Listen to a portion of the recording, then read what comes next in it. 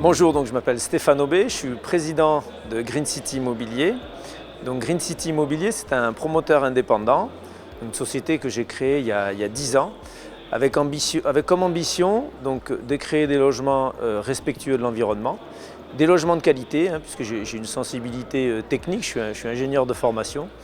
Et donc mon obsession lors de la création de cette société, c'était d'offrir la meilleure qualité possible pour mes clients.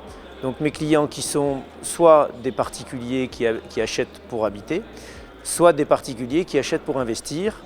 Et donc c'est une production de logements résidentiels, mais également de résidences seniors, logements co-living ou encore foyers pour jeunes actifs. Voilà. Et nous réalisons aussi bien des petites opérations de 10 ou 15 logements que des opérations beaucoup plus importantes de 300, 400 logements de véritables quartiers. Et nous intervenons donc sur l'aire urbaine toulousaine, nous sommes le premier opérateur de l'aire urbaine toulousaine, mais également en Île-de-France de façon assez significative puisque nous produisons environ 600 logements par an sur l'Île-de-France et également sur le pays genevois français où nous sommes installés depuis un peu plus de 2 ans.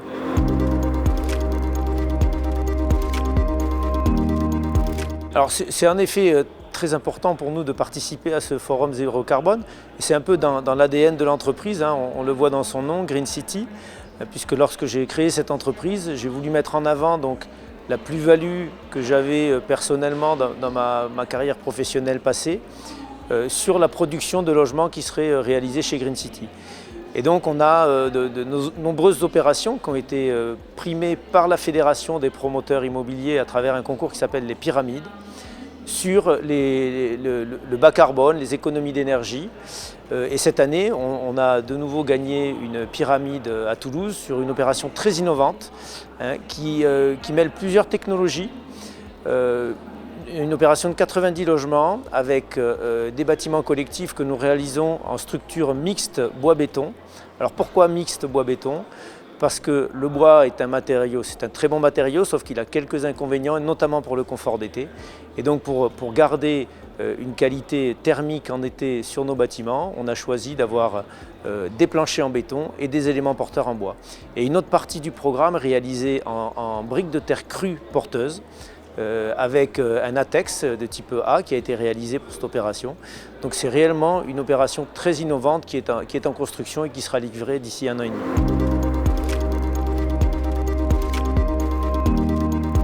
Je suis intervenu donc sur une table ronde qui parlait de la RE 2020.